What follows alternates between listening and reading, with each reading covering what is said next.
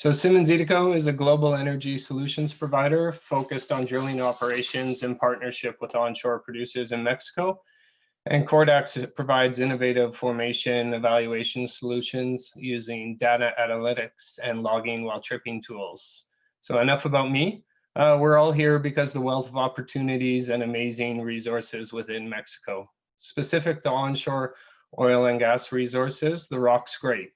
There's numerous basins with prolific resources, as we've heard today, and a skilled workforce willing to work. That being said, numbers don't lie. So total wells drilled in Mexico in 2019 was around 275. That's 1% of the US and 5% of Canada. So in order to grow production and gain efficiency, we need higher numbers. So all of us know responsible development of the resources needs to support local economies and communities. While much of the focus is offshore and with Pemex, the panel here represents private onshore industry. The questions to the panel today is, what are you doing to drive cost efficiency and operational excellence? So Pemex estimates that private production, currently around 70,000 barrels per day, could grow to 280,000 barrels per day by 2024. So that's still a growth of 4 times, which does require efficient operations. And I think everyone on the panel here thinks we can even do better than that. So panel, we all discussed the need for more investment to drive higher activity. As I think you noted, Warren, you're always more efficient if you do something 100 times versus once. And we discussed the need for, in the current environment, for everyone to work in partnership in the supply chain. So doing this will bring new investment, new technologies, and new practices. I guess with that intro, we'll get into the questions. And Gumersindo, first one to you. Given Diavaz's unique position as a company that's both a service provider and an operator, how do you think operators can achieve low-cost drilling campaigns? And what steps are you taking to ensure profitabilities in this current low-price oil environment? Hello, my name is Gumersindo Novillo. I'm the general manager of the Servicios Petroleros, a company of Diavaz DEP. We are operating the Ébano field, which is located in Veracruz, Tamaulipas, and San Luis del Potosí. The field is under the framework of CE shared production contract. And we have been here for several contracts. So we have a great deal of experience at drilling in Ébano. So we have been here since 2018, being an operator of the field under the regulation of CNH. Previous to talk about the drilling activity on the efficiency of cost, it's good to put in context. My idea is try to explain why a mature field like Ébano requires a very strict process of optimization. We need to use technological alternatives to allow access to previous unidentified opportunities. From the static and dynamic characterization as a support to the identification of new development and re-exploration opportunities to the monitoring and optimization of regular production, technology here plays a key element in the process of geoscience field. As part of the development exercise, in this case, drilling and repair wells, later I will mention a little bit about completion and production optimization, it's really important the acquisition of special state-of-the-art geological logs in order to identify the discrete flow zones, presence of fractures, mobile fluid, ranges of porosity, and many other important properties for understanding the reservoir. In that way, we can contribute for the decision-making and the optimization of well design, with a consequent reduction at the development cost. In the other side, it's really important the process of completion and production optimization. Knowledge of the state-of-the-art of completion and stimulation technologies in complex reservoirs that are linked to the tight oil sands, tight carbonates, or naturally fractured carbonates of extra heavy crude oil are the key to meeting the challenge of improving recovery of reservoirs that traditionally have very modest recovery per well. Likewise, the growth of water control technologies, chemical treatments such as crude oil viscosity improvers, and downhole heating systems offer cost-effective solutions to reservoir with complex problems, whose discrete recovery per well does not justify very complex secondary and enhanced recovery schemes. Keeping that context in mind as a clue for successful development of mature fields under low prices, we can comment now a little bit about how we decrease the cost in our drilling activities. In the past, we used to hire outside companies to cover the risk of drilling. Now we are taking that risk by hiring companies directly for individual services. This has helped us decrease our costs since we have extensive experience in the field as well as very experienced people. I would say that having a very good group of geoscience and drilling people made a big difference for us. I will mention the case of underbalance drilling. We learned that was not giving us the results that we had expected, so we switched to MPD, managed pressure drilling, which in turn helped us to have a better control of the well and field drilling problems. This technique provides a great consistency and higher productivity for the wells. Having an excellent well planning helps us to drastically improve our operations and reduce costs. In summary, I would say that we improved drastically our logistics before and during drilling wells with a quite well planning. A drill well on paper helps a lot about that. The use of MPD changed drastically the productivity of the wells. We also improved our activity with directional drilling. We used to call that one trip, one well. And the last one is the most important, good professionals in the right place. It means experienced people and well-trained people in the field at the offices. I would say that we have developed our own system of efficiency at drilling activities. It's a summary of what we did here at the field, at Diavaz. Okay. Great. Well, thank you. Yeah, great specific examples there. And especially in the context of the field, you said, maybe, I guess, Warren, as you discussed, you guys are gas focused, a different picture than oil. How has that influenced your development strategy? And maybe if there's any changes you see with reductions in activity in the US, maybe impacting your North market too? Yeah, I think the access to technology out of the US has obviously increased. The appetite for people that have stuff sitting idle in the US and their willingness to send it to Mexico has gone up. I mean, we mobilized a rig out of the US to start our drilling operations with the Mexican rig operator, but we did that because the quality of rigs that were left in the country of the size that we were looking for just didn't meet the specification that we wanted. You know, what we believe is one of the best ways to drive efficiency into our operation is security and confidence in the service community that there's long-term work commitments. There's nothing like having somebody working on an operation knowing that they're going to be there for multiple years, to give them the ability to focus on driving, you know, efficiency and improvements into the operation rather than worry about where their paycheck's coming from the next month. So as we move forward, as much as possible, we've tried to group all of our work together into large packages to allow consistency of the operation, allow the learning curve, you know, to be developed and improvements to be developed into the operation. Trusting the fact that with more people focused on optimizing, we're going to get better results than if it's just a couple of engineers sitting in the office thinking about how to improve the operations. There's a little bit of a different horizon in terms of gas, because oftentimes the cycle between when you want to do something and drill a well and then you're able to actually commercialize it, have the facilities in place to be able to justify doing a large scale development is a little bit longer.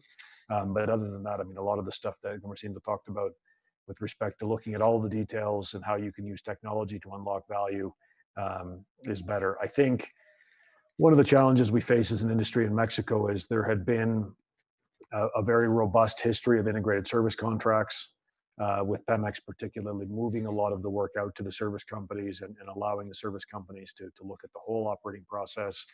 It's very difficult to get that model right in any short period of time. And I tend to agree that it's better to contract discrete services where we can adjust and make sure that the right people are working on the right types of projects. And I think it's been a little bit of a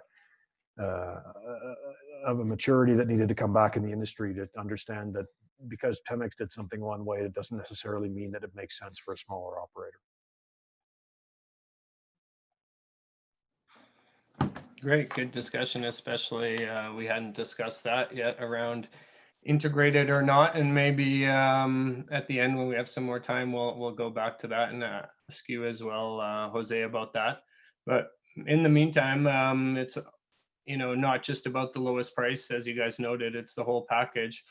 Jose, considering as well, Oleum has operations in different countries. What's been the impact of the non-technical challenges such as access to land, security, social and environmental topics on the advancement on your projects in Mexico? And how can these be mitigated, and any kind of learnings within Mexico or from your other operations? Thank you, Neil. It's a pleasure to be here with you. I'm Jose Bosch. I'm CEO of Oleum Energy. We currently we won on the round 1.3 the field that is called La Laja. So we are operating that field since 2019. And regarding your question, I have like the non-technical challenges that we are facing. We are facing access to land, in which we have different problems. Well, just like an example is one of the owners of the land is not allowing us to do any work. So we have worked together with the SEDATU to try to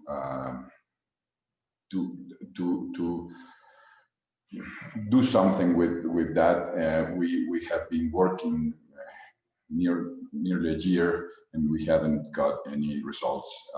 So right now we are hoping that the SEDATU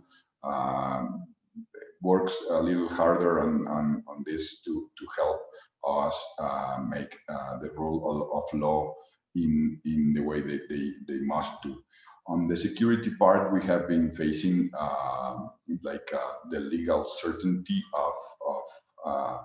of the way they are interpreting the law in Mexico. We are currently working very hard with the CNH, so we can move from the evaluation phase to the development phase in our field. So we really are trying to do a lot of things. We have been working very hard, and we have done nearly the double of the units that we have compromised in the evaluation plans. So we are very committed with the government and with the investment that we are doing. On the social and environment part, we think that we are working very close with the communities. We have special teams of social people that are very knowledgeable, and they come from their communities. We hire the people from the very nearby communities, so we can help them get some jobs, and also to know very well what are the needs of that companies. We also work very close with the landowners, so we cannot get into any trouble. And on the part of the environmental, well, we comply with everything. We must comply, and we need to do additional works and activities in order to comply with the environmental requirements as much as possible. I need to add additional challenges that we are facing, like the financial challenges and the regulatory challenges. Those challenges are, I think, at this time, I think that these are the most important challenges that we are facing. The ways that we are trying to mitigate these challenges is, or we think that we can mitigate these challenges is with the correct legal framework for us having, or any other operator in Mexico have the correct and the certainty of the investments. The second is the rule of law. They cannot be any other way to interpret the law. They must do the rule of law as much as possible. We need to have solid institutions, because if we have solid institutions, then there is certainty of the investment, and then the last one is the access to financing. With all of this mixture, I think that all of those non-technical challenges would be mitigated very, very fast, and we can move forward and do a lot of more investments in the way we are planning. So that's my answer to that question. Great, thank you. Yeah, as well, I like the specific examples you guys have included. Warren, you discussed a bit Action Jaguar in your presentation.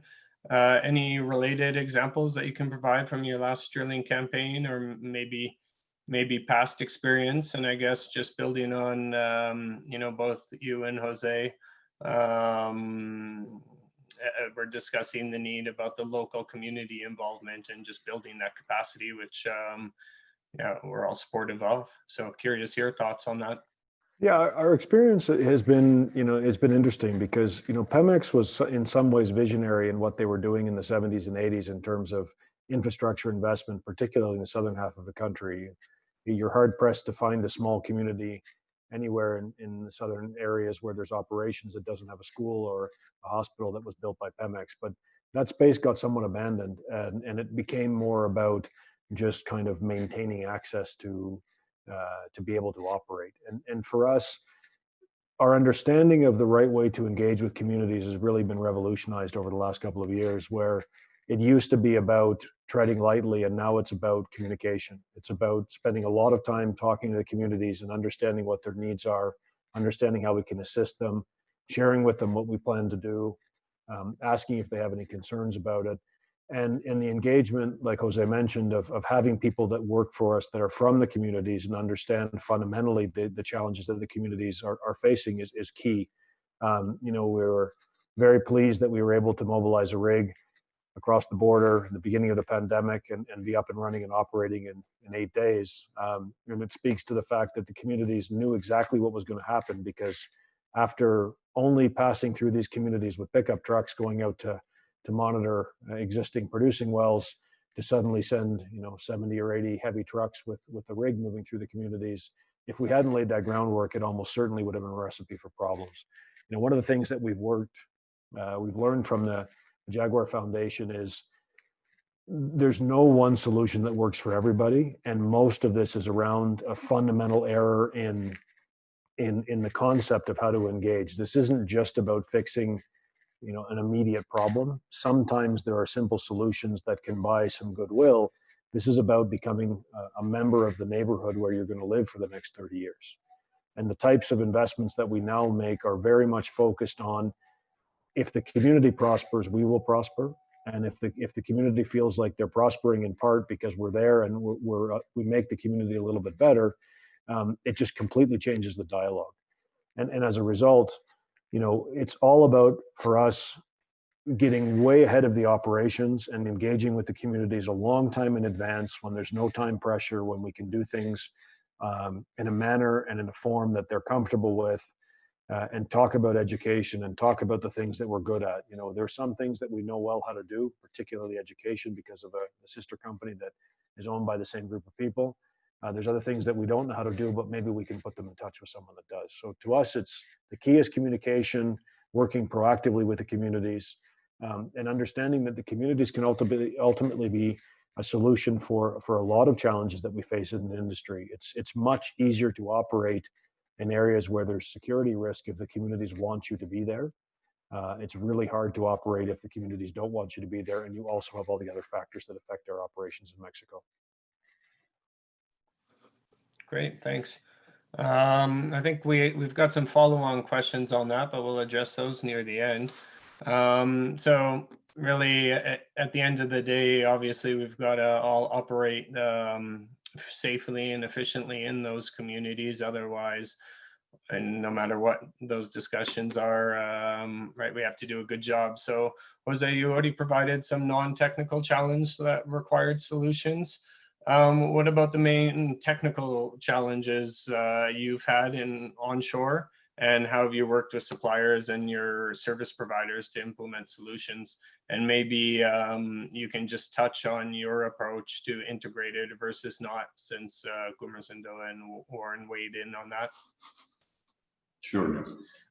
Well, the main problem was the poor or too old field information that was provided when we got this block.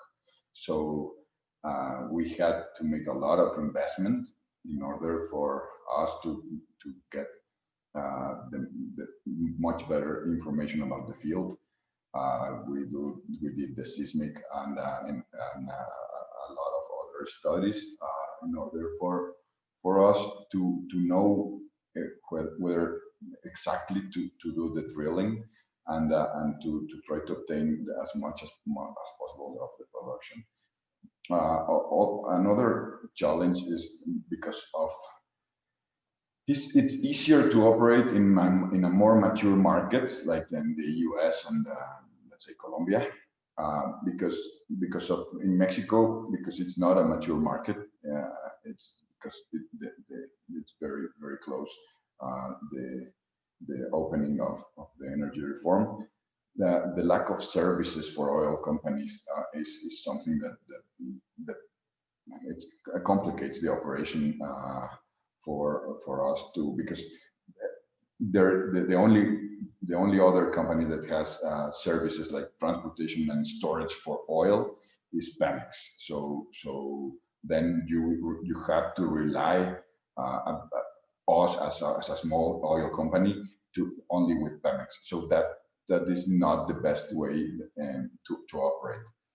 Also, we think that we like to think out of the box. So many service providers are used to do the things in the same way that Pemex has been doing things for the last 50 years. So we want to obtain different results. So we had to work with our service providers in order for them to think out of the box, because if you want different results, you have to think differently. You have to do different things. So that is something that we struggled with some of the service providers. The obvious problem is that you always want to have a low cost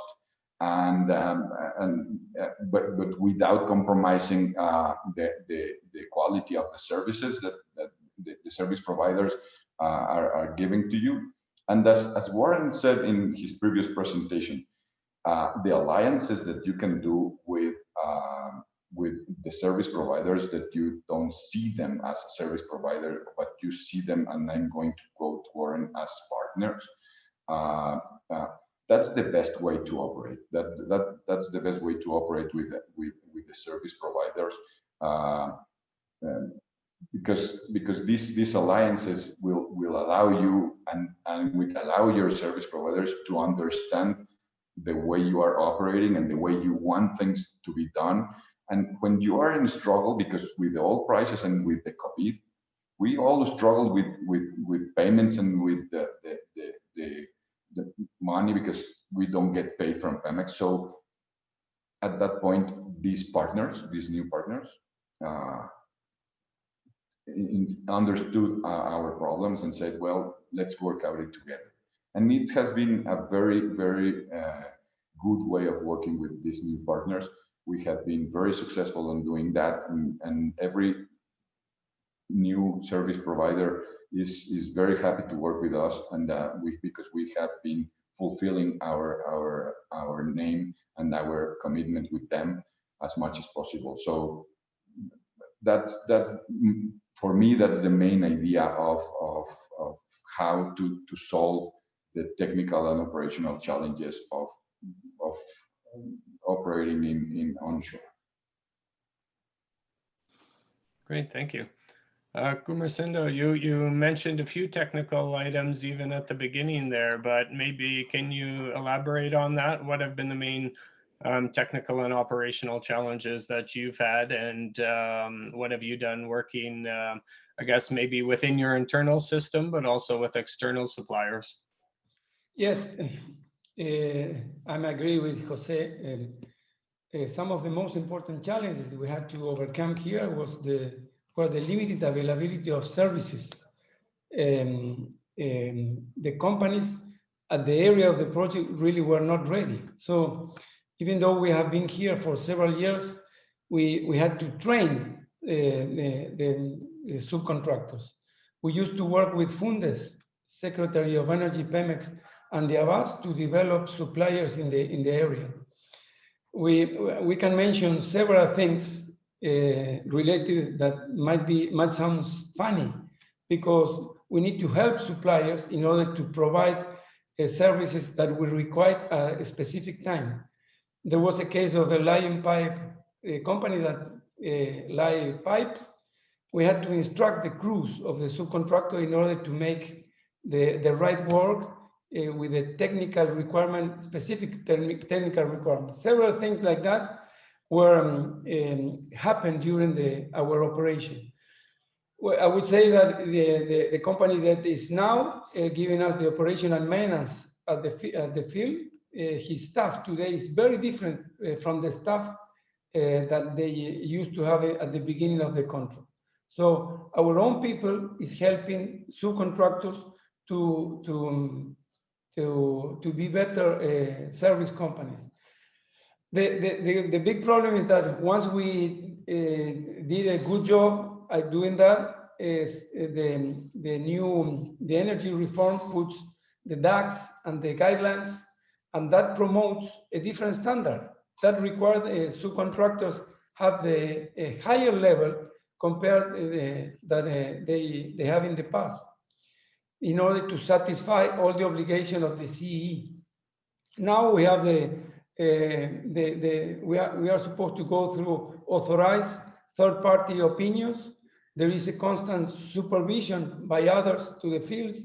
Now we need to prepare reports to the different entities.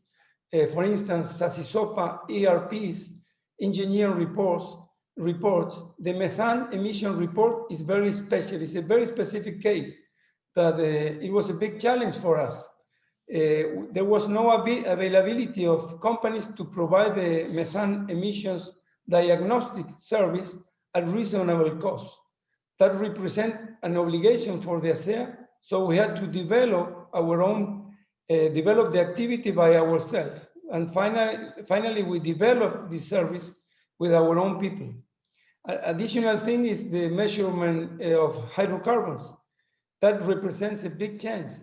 It was necessary to provide technical support to the suppliers with the requirement of the measurement guidelines in terms of trained personnel, certified equipment, procedures, ratings, standards before the EMA, Entidad Mexicana de Acreditación. So several things are related with the lack of good services at the area of the project. But we are working with our people and we are training our suppliers in the best way we can. This is in summary. I would like to talk a little bit about transportation and storage of oil, but it will be in next opportunity, because this is another problem that is a technical problem that we are having, and maybe we can talk about in another meeting. It's a very important topic in our case. That's all. Great. Well, I took a note there on storage, and we've got a few questions coming in. So one more. So we spoke about technical and non-technical, obviously building capacity and trying to, I guess what I'll use, build the ecosystem, so to really drive the numbers forward. At the end of the day, and as you guys have all mentioned, that does require the investment of resources. So Warren, how does the perceived investment risk that foreign sources of capital may have on onshore development in Mexico, and what's the role of regulators in aiding efficient development? So just talk a bit about that perceived and maybe some of the real and perceived risks, and the role of regulators in aiding this development we're talking about. You know, when we talk about cost efficiency, I think one thing that often gets overlooked is the cost of capital. And I think whether an individual operator has the need to raise money, or it's just something that affects the industry as a whole, ultimately it affects us all. And whether we like it or not, the capital that is available to fund the oil industry comes predominantly from sources in North America and Europe. There are some sources of Mexican capital that will fund projects that certainly have a more refined and accurate view of what the investment environment is in Mexico, and that's why you're seeing that one of the primary sources of capital for Mexican operators is from Mexico. But given the fact that the perception from the investment community on the government's position with respect to foreign investment is quite negative, it makes it challenging to raise money. And at the end of the day, what that does is it increases the effective cost that it takes to develop the resources. This isn't a question of by any means creating an environment that is pandering to international communities, but it's something that the government should consider. And I think it's even more important given that the single greatest issue affecting the industry in Mexico is the level of debt that Pemex holds. And ultimately, if there are available sources of capital to refinance Pemex debt from outside sources that are more competitive, that's beneficial to the industry as a whole, that's beneficial to the country. And we often forget about that, but one of the reasons why it is possible to operate efficiently in North America is certainly the very robust service community and the ecosystem that's around the operating efficiency and the competitiveness that exists, the efficiency and regulation, et cetera. But part of it is the cost of capital is lower. And at the end of the day, that allows companies to look at resources that otherwise may be marginal or economically unviable. My view is, if you look at history around the world, where investors tend to get concerned is where there is uncertainty around what the regulatory environment is going to be. If the regulatory environment is relatively stable, people can get educated on it, people can understand the risks, they can understand how to manage those risks, and the capital will start to flow. So I think the challenge we're facing right now is the reality of what the government is doing is one thing, the perception of it and outside of Mexico for people that ultimately don't need to look at Mexico as a place to invest their capital. They can look at opportunities all around the world. The tendency is, let's go to areas where we understand that the regulatory environment is not changing, it's solid, it looks reasonable, or people have figured out how to make it effectively safe to invest.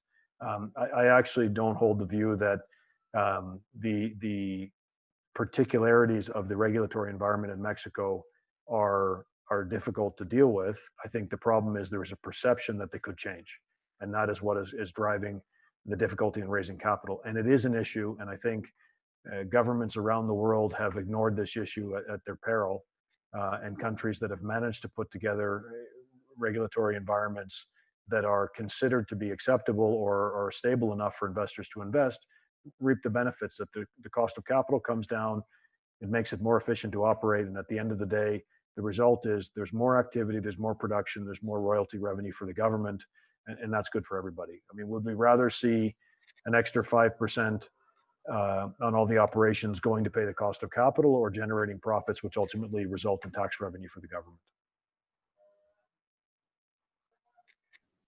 Yeah, that's an easy one to answer there for sure, right? I think my easy example, which also was discussed there, is just even the working capital tax within the industry, just because payments are kind of delayed throughout the whole system, and at the end, everyone's getting paid late. And no offense to any lawyers out there, but the lawyers and accountants are getting paid a lot when that money could stay in the system and go towards some new wells and increase production.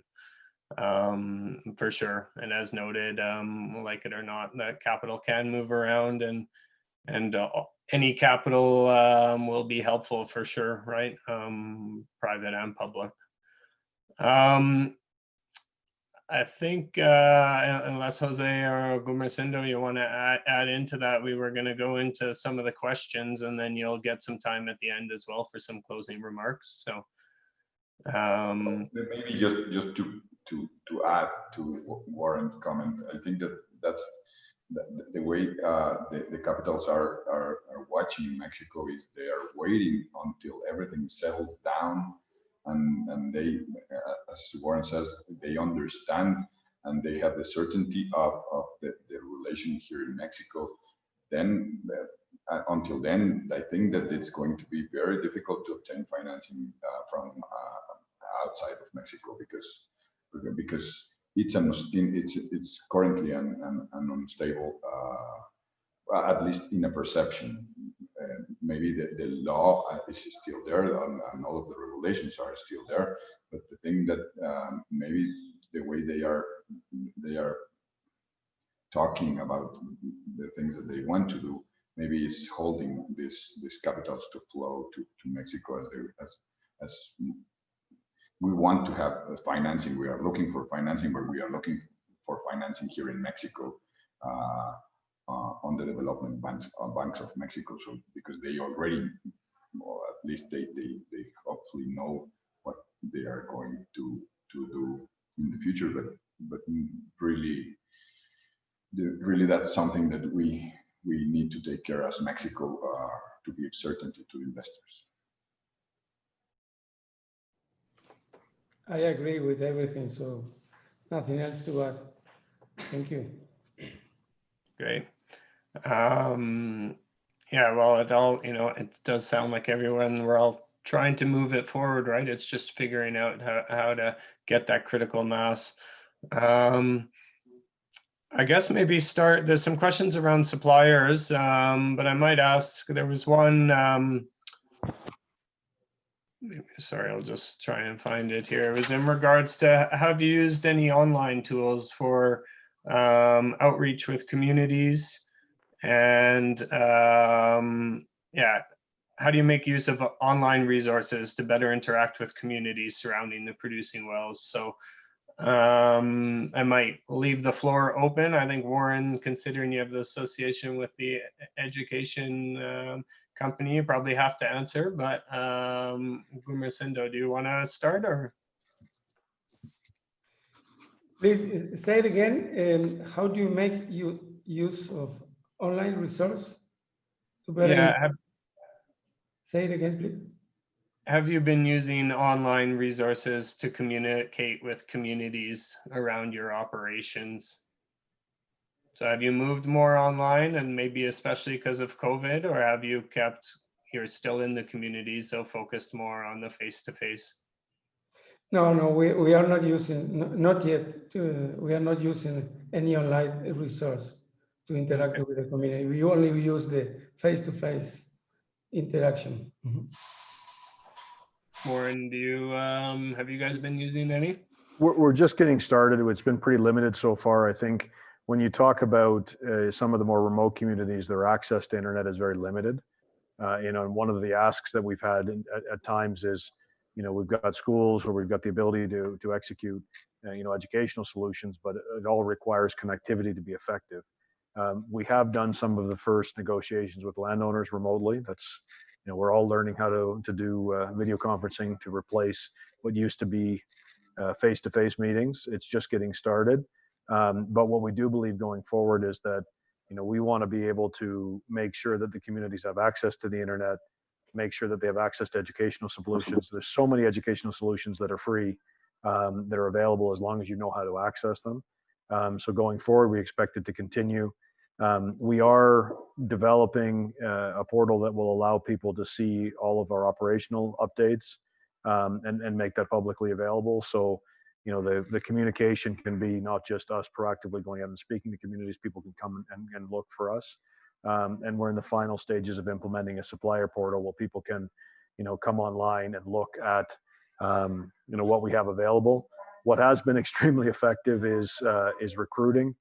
We're relatively lucky to be in a growth phase in the middle of a time period where the industry is struggling, maybe a little too successful. We recently published some opportunities, and I guess our communications people were very effective because we received 13,000 applications in the space of a month.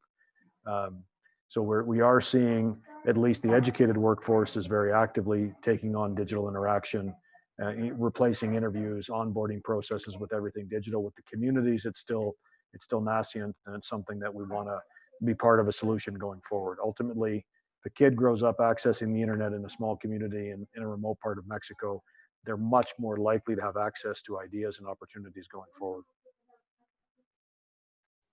Well, and for us, Niels, we are doing like the two things. As Gumersindo said, we primarily use face-to-face not because we don't want to use online resources, but because of the communities are lacking of the technology for using online resources. But with the landowners, with one landowner, we are using online communications. We are doing video conferencing with her, and we are doing very successfully as much as possible. But that's the way we are doing. We also post our jobs online. But when we are trying to fulfill a position in which there is the social or it's related to social or to environmental, we are trying to do it face-to-face in the community, so they know that we are hiring that with that kind of people with that expertise at least, so they can come to us. We try to make as easy as possible for them, and with the technology that it's available for them also. So we are doing like an hybrid, face-to-face and online resources. Great, yeah. Anything you can do to make sure you're communicating properly. At the end of the day, our operations are in the field, right? So they do have impacts on people. There were some questions in regards to service providers. Just what are the main success factors that you could advise for service providers? Some people have asked in the south versus the north, but I'm not sure if you look at things different on geography. And then I'll add that kind of add-on is there was some discussion around the need for more kind of capacity on the service side within Mexico, but have you had issues reconciling that with the national content requirements? So kind of a bit, again, a two-part question, but one, what are you looking for in suppliers? I guess three-part, does it matter where they're located? Is it any different for the north versus the south or central? And have you run into any national content items? So Jose, I'll kick it off back to you. Okay, well, my letter to Santa Claus would be to have low prices, great quality for service providers, and new technology, the best technology available. But the thing is, we really want committed service providers. We really want people that want to work with us in the long term and want to become partners to us. We want service provider that has the latest technology as much as possible, because as I said to you, the maturity of the market is not that well developed, so it's going to be much more cost if they have the latest technology. But with a mixture of things, I think that would be my idea of having of the best service provider that we will want to be partner of. And the second part of the question was, Niels, sorry. Have you had any challenges with the national content requirements? No, at this moment. No, we haven't had any problems with the national content, because we are very we know perfectly our limits on national content, so we work very hard to maintain the national content that we committed when we won the field. So that's not an issue for us, at least for us. Yeah, Gumersindo? Yes, going back to what makes a successful local procurement of equipment, the question that you made, I would say that in our case, I always ask for, as Mr. Levy said, attitude, HEC perspective, several things, but at the end, what we need is a subcontractor that knows what is the regulation these days. The problem is that everybody wants to offer a service, but not all of them wants to investigate what is the real regulation these days. So we face with people that may be having a good technical service, but at the time they need to prepare and present information, they are not ready. So if I had to say something about that, I would say, please review what are the new considerations, the new regulations. The people is supposed to, SACISOPA applies for subcontractors, not only for operators. So, subcontractors that wants to offer services to operators requires know little bit about several new things that are in the regulation. That would be much easier. Otherwise, always you will be penalizing him because he's not presenting the information in the right way. So this is something that we can mention in order to explain the would-be subcontractors when they offer a service for an operator. Okay.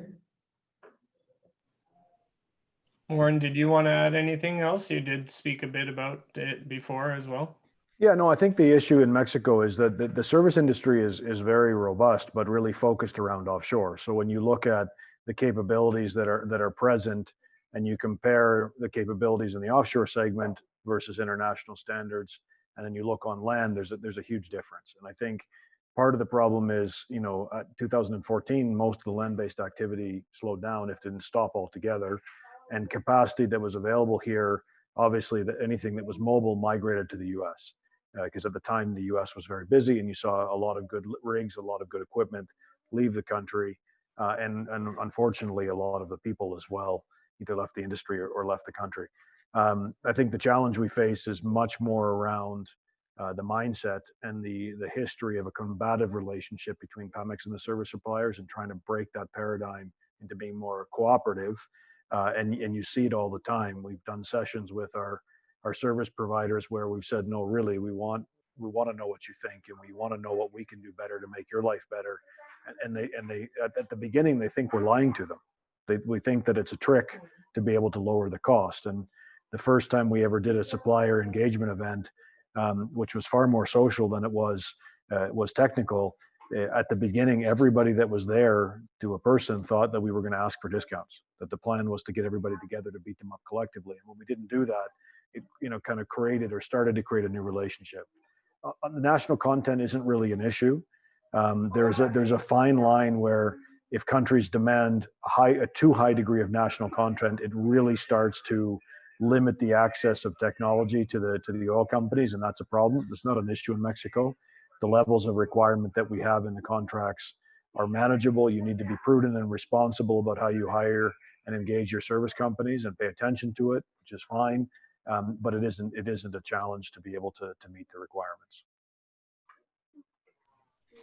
Great, thanks. Yeah, speaking from our point of view as well, I'm about the only Canadian in the organization, and we spoke before about the skilled workforce and definitely the desire to move forward by different service providers and things like that, right? So it's not like every service has to be brought in from out of the country, right? It's just how do we build that capacity internally stronger.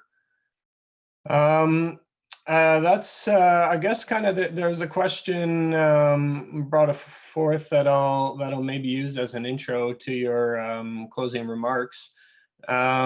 Just a question regarding, you know, any closing remarks you have, and all of you are required to make investment decisions and report to your boards about making additional investment decisions. If you any color on that, you've spoken of some uncertainty along the way. To the extent you can you discuss your plans for investment moving forward? I will, Jose, you're sitting next to me on my screen at least, so you can start off. Okay, Niels, thanks. Well, we are thinking on drilling the like 6 more wells in the next year. So we think that we are going to be very successful with the information, with the technical information that we have. So we are going to be growing very fast the production that we already have. We are currently talking to a lot of service providers, but service providers not for drilling. I mean, service providers like storage and transportation, so we can have better conditions, because when we start growing the production, maybe we will require those services, and maybe that's a conversation that we will have privately with Warren and Gumersindo, so we can join forces and to see what we can do together in order for have storage and maybe export capabilities, because we need to have additional sources or way of selling our crude. For me, it's very, very important to have enough storage for the volume that we are going to produce. We think that we are going to be very successful. We have been working with a lot of partners at this moment, very big players. So the investment plan is a very aggressive investment plan. I think that we are confident, or we try to be confident, that the government is going to maintain the certainty that we require for us to continue doing this very aggressive investment strategy that we are trying to do in the very near future. And we hope the prices at least maintain in the current levels or go a little higher, so we can do a lot more that we are planning to do. So that would be my closing remark. Thank you, Niels, and all of the panelists. Thank you very much for your time. Thank you, Jose. Gumersindo, closing comments from you? Well, I would say that I begin with the end in mind. I keep with the idea that the authority must ensure that the rules of the game that we have already that have already been defined do not change. I mean, legal certainty of contracts and autonomous regulation is very important. It's the only way to think in the future of more investment, more capital here in Mexico. Additional thing is the operators must continue to work with service companies to ensure that they are aligned with the contract and regulatory requirements required by CE contracts. I mean, if we don't keep pushing subcontractors, it will not be easy for us to obtain better services, lower cost, with more technology. So we need to keep working on that. We need to continue in the process of identifying new technology that is aimed to optimizing operation and cost, with the principal objective is of improving productivity in all the processes.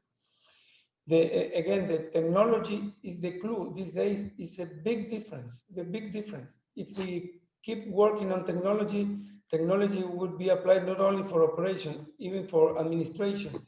This type of contract is full of paper, full of evidence. I wouldn't say the other word because it's a bad connotation, bureaucracy. No, it's the requirement that this type of contract is having, and we accept at the beginning.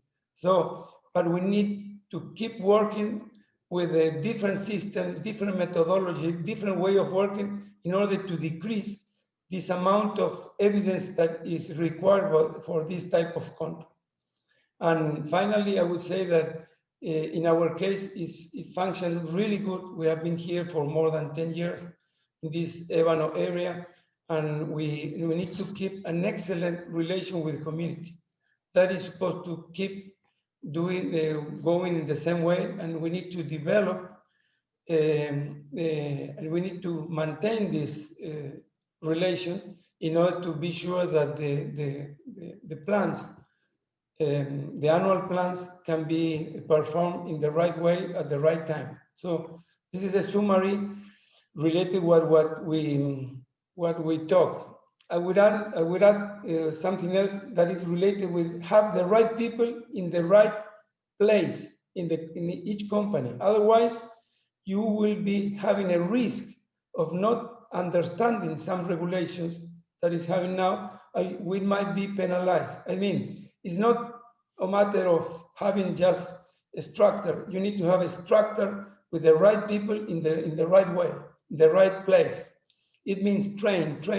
Otherwise, it will be a problem for the future of this type of contract, because regulation can penalize in the future, and now you don't know what will happen in a couple of years, right? That's all. Great, thank you. Warren, last words? Yeah, I think, you know, we, as I said before, we plan to drill an additional 20 to 25 wells between now and the end of next year. Probably have 3 rigs operating to be able to do that. You know, 1 in Burgos, 1 in the middle of the country, and 1 in the south. I think the key for us is we're in the phase of understanding the potential that exists in the subsurface and making the commitments to go out and discover the resources of gas that, you know, then we can bring online and produce. The bigger challenge is in the eye of the uncertainty, how do you ensure that the capital is available for the developments? I mean, we alone will need hundreds of millions, if not billions, to be able to develop the resources that we expect to discover. The industry as a whole needs it. And I think what's healthy and what's positive for everybody is clarity on what's going to happen with the regulation. Are there going to be access or not to additional fields going forward is a political issue, but at the end of the day, it's also an issue associated with attracting capital. Clarity on what's going to happen with Pemex's debt levels and their ability to execute, and the understanding that would be fantastic that no company can do everything well. I think we all are very quick to criticize Pemex, but if memory serves, I think there's only been 2 oil companies ever in the history of the world that have managed to develop a reservoir and take it over 2 million barrels a day of production. Pemex has done some things very well, and they continue to do certain things very well. But it is beneficial that the industry is diverse and that companies are able to focus on what they're good at. And that at the end of the day, there are large areas of Mexico that have been underexplored and underexploited because no company can do everything well. So I think it would be prudent to be able to allow companies that want to focus on areas that Pemex doesn't want to focus to be able to pick the baton up and take it forward and ultimately, you know, return Mexico to a more robust production company or country. And, you know, at the end of the day, understand that it is a country with a lot of paperwork, but if you're smart about it and if you have the scale, you can turn that into an opportunity.